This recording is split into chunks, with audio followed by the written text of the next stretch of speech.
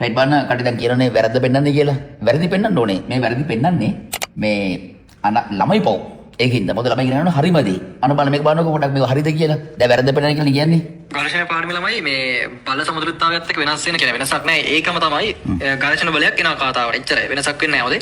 මොකද බල සමතුලිතතාවය කියන කොටසටම ඝර්ෂණ බලයක් එනවා. එතකොට ඔයාලට මේක අර මේ අසමානතා කොටස් දෙකක් කියන එකක් තමයි සාමාන්‍ය සාම්ප්‍රදායික ප්‍රශ්න විදිහට ආවේ.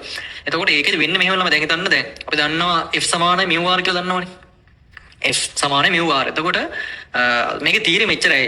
බල සමතුලිතතාවයේ කරපු දේවල් ටික තමයි තියෙන්නේ. තිරස් සමතුලිත සිරස් සමතුලිත ගුණයක් ගත්ත එක බින්දුව. ඒ පොයින්ට් එකම තියෙන්නේ. හරි. ඒ නිසා මේකට කලින් දාලා තියෙනවා බල සමතුලිතතාවයේ කිරි ප්‍රශ්නයට දාලා තීර ටිකයි ගණන් ටික. ඒක බලන්න. ඒකෙම ඝර්ෂණ බලයක් එනවා. ඝර්ෂණ බලය F නම් ඒක සමානයි ඝර්ෂණ සංගුණික වාරයක් අවිලම්බ ප්‍රතික්‍රියාවට. ඕකනේ කතාව තියෙන්නේ. එතකොට ළමයි මේක කියන්නේ බලයක් යටතේ සමතුලිත වෙන නම් වස්තුවක් F බෙදීම R කියන අනුපාතයට වඩා μ කියනගේ වැඩි වෙන්න ඕන. නෑ ඕව තමයි වැරදි. දැන් ඕව වැරදි. ළමයින්ට ඔහොම ඉගෙන ගන්න බෑ. දැන් F සමානයි μ r කියලා එකක් නෑ. F සමානයි μ r වෙන්නේ මෙන්න මේ F සමානයි μ r කියන එකක් නෑ කියන්නේ ඒක හැම වෙලේම නෑ.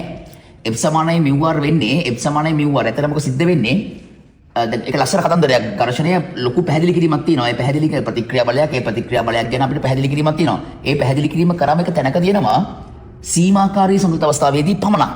සීමාකාරී සමතුලිත අවස්ථාවේදී ඝර්ෂණ බලය අභිලම්බ ප්‍රතික්‍රියාවට ඝර්ෂණ බලය අභිලම්බ ප්‍රතික්‍රියාවට අනුලෝමව සමානුපාත වෙනවා.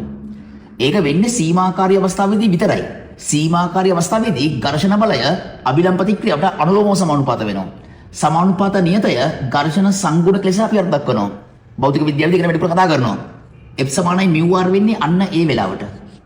F සමානයි μ r කියන එක හැදෙන්නේ සීමාකාරී අවස්ථාවේදී විතරයි. එහෙම නැත්නම් ඝර්ෂණ බලය දැක ගමන් ඝර්ෂණ සංගුණක වරක් අභිලම්බ ප්‍රතික්‍රියාවේ එහෙම කතන්දරයක් නෑ. ඒක වැරදි.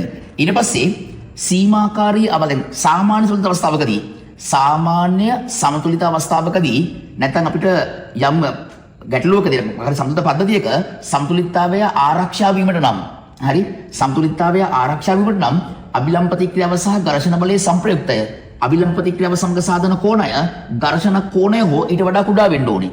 අභිලම්බ ප්‍රතික්‍රියාව සහ ඝර්ෂණ බලයේ සංප්‍රයුක්තය අභිලම්බ ප්‍රතික්‍රියාව සමග සාධන කෝණය තීට නම් එම ස්පර්ශ අනුරූප ඝර්ෂණ කෝණය ලැම්ඩා නම් සමතුලිතතාවය ආරක්ෂා වීමට තේරුම් ගන්න එක. ඒක තමයි හරිම ගණිතය. ඒ හරි ගණිතය ඉගෙන ගන්න පස්සේ තමයි ඔයගොල්ලන්ට හරිම ඇප්ලිකේෂන් කරලා ගණන් හදන්න පුළුවන් වෙන්නේ. නිකන් මේ ගණන් කඩපාඩම් කරලා ගණන් හදන්න බෑ. ඒක මම කතා කරන්නේ මඩ ගහනව නෙමෙයි. මේක වක්‍රව මඩ කියලා ගහන්න කියන්න පුළුවන්. මේ කියන්නේ මේ ලංකාවේ ළමයින්ගේ අනාගතය විනාශ කරන්න එපා කියලා. ඒ අනාගතය විනාශ කරන්න මම විරුද්ධයි. මොකද මමත් ඒ ලෙවල් වලින් තමයි මේ ජීවිතය ඉස්සරහට ආවේ. ඒකින්ද අපි වගේ ඉන්න ළමයින්ගේ ජීවිත විනාශ වෙනවා මේ වගේ බොරු ඉගෙනුවම. අන්න ළමයි සාප කරනවා උඹලට. ඒකයි මේ පරම සත්‍ය පැහැදිලි කරන්න කියලා කියන්නේ. ඔතනදී සමතුලිතතාවය ආරක්ෂා වීමේ අවශ්‍යතාවය. නැත්නම් අසමානතාවයක් ගොඩනගෙන කරන්නේ අසමානතාවයක් ගොඩනගන්නේ ඔටෝ ස්වභාවිකව. වන සමතුලිතතාවය ආරක්ෂා වීමට නම් තේරුම් ගන්න අභිලම්බ ප්‍රතික්‍රියාව සහ ඝර්ෂණ බලයේ සංප්‍රයුක්තය. අභිලම්බ ප්‍රතික්‍රියාව සමග සාධන කෝණය ඝර්ෂණ කෝණය හෝ ඊට වඩා කුඩා වෙන්න ඕනේ. සමාන වෙන්නේ සීමාකාරී අවස්ථාවේදී. සාමාන්‍ය සමතුලිත අවස්ථාවකදී අභිලම්බ ප්‍රතික්‍රියාව සහ ඝර්ෂණ බලයේ සංප්‍රයුක්තය අභිලම්බ ප්‍රතික්‍රියාව සමග සාධන කෝණය ඝර්ෂණ කෝණයට වඩා කුඩා වෙනවා. දෙපැත්තම ටැන්ජන් එක ගත්තොත් ඒකත් ලස්සන මේ ත්‍රිකෝණික විවරණයක් නේ. මෙයා කුඩායි හෝ සමානයි tan ලැම්ඩා වෙනවා. ඝර්ෂණ කෝණයේ ටැන්ජනය ඝර්ෂණ සංගුණකය වෙනවා.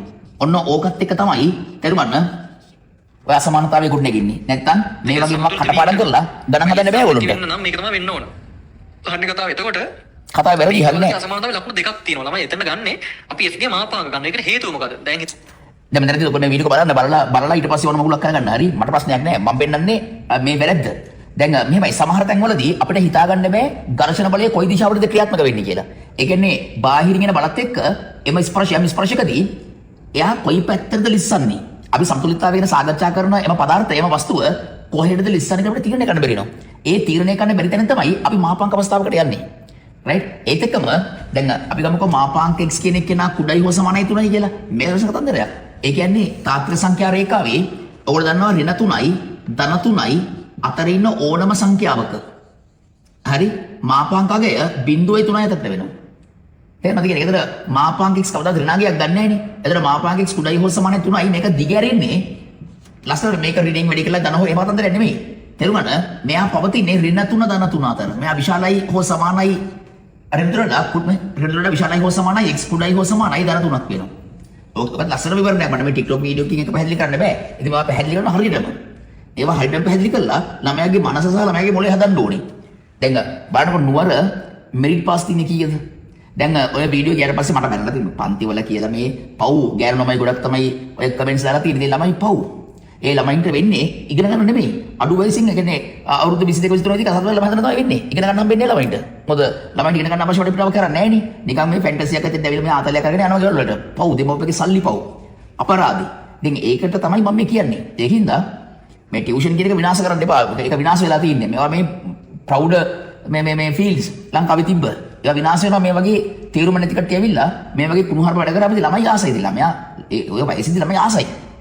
ඒකින්ද ගුරුවරයා කිව්වම ඔකගේ වීඩියෝ වලට ගිහිල්ලා කමෙන්ට්ස් දාපන් කියලා උන්ගේ රැල්ල ගන්න කමෙන්ට්ස් දානවා. පව්. මගේ ඉගෙන ගන්න ළමයි කවදාවත් එහෙම කරන්නේ නැහැ. මට කියලා තියෙන එහෙම කරන්නත් එපා කියලා. උන්ට මම කියලා තියෙනවා බලන්නත් එපා කියලා. මොකද උන්වා බලන්න ඕනේ නැහැ. මොකද උන් හරියම දේ ඉගෙන ගන්න හින්දා. ඒකින්ද අනාගතය ගොඩ යන්න නම් තමන් මේ අවුරුදු 17 18 19 කාලෙදී මේ ඉගෙන ගන්න උසස් පෙළ ගණිතය කරනවා නම් ඔර හරියම දේවල් ඉගෙන ගන්න ඕන. එහෙම ඉගෙන ගන්න නැත්නම් ඔයගොල්ලෝ අනාගතයටම කියලා වෙනවා. ඒකයි මම මේ කතා කරන්නේ. වෙන කතා කරන කට්ටිය නැහැ නේ. වෙන කට්ටිය කතා කරන්නේ නැහැ නේ. අපි හරි කතා කරන්න එපයි.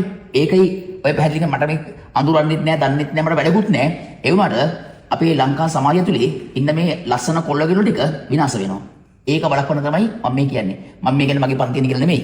හරියම දේවල් ඉගෙන ගන්න ඕන නම් මගේ වීඩියෝ බලලා ඉගෙන ගන්න. මගේ වීඩියෝ වල තරම් තැන් වල තියෙන්නේ. බලලා ඉගෙන ගන්න හරි දේවල්. ඒකින්ද හරි දේවල් කරන්න අපරාධේ. අපි